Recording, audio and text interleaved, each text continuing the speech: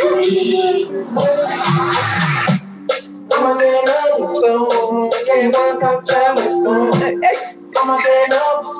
your favorite Scrum Master here, and I bang them. If I'm not your favorite Scrum Master yet, don't worry about it.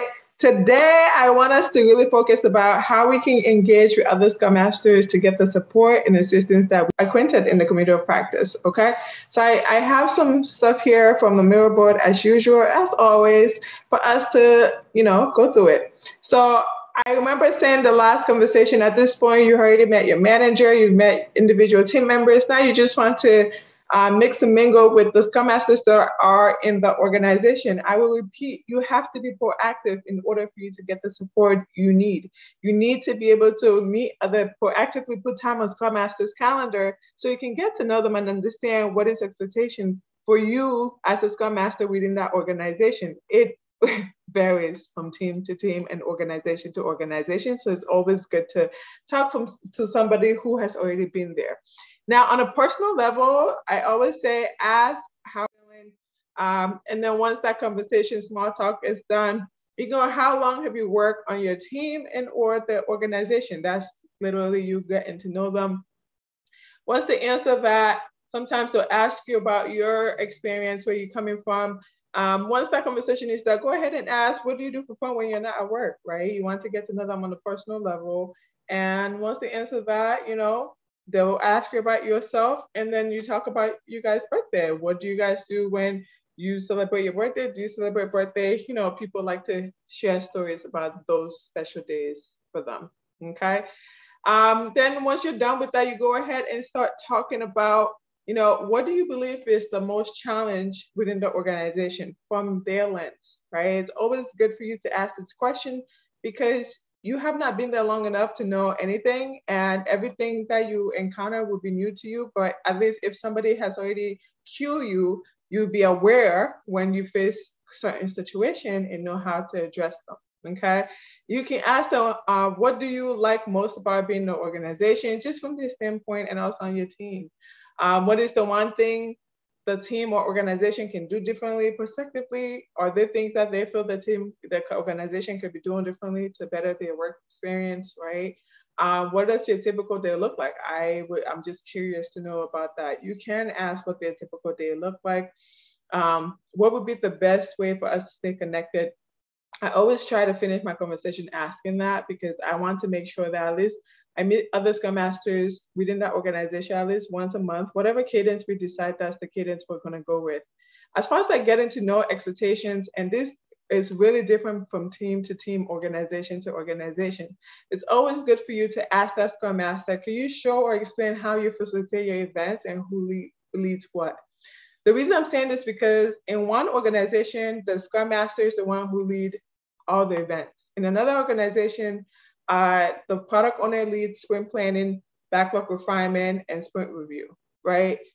It's just important for you guys to know what dimension. Now, it might work for this particular Scrum Master's team, but on my team, I might need to understand what will work for me and me and the product owner, right? It's so important for you guys to have that conversation with me, your product owner, because you guys need to be on the same page. I cannot stress this enough, right? So I tend to, when I'm new, I don't mind driving stuff, but then when I sort of get acquainted, I'm more than happy to make sure that the product owner is the one driving, and I am there to help and support any which way I can.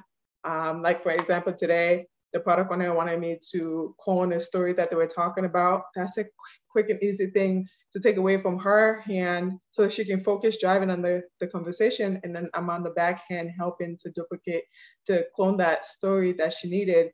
And then she even told me what she wanted me to name it. I just did that, right? So either way, you're supporting the squad so they can focus on their mission. The other thing that I always ask is, what is your team working on?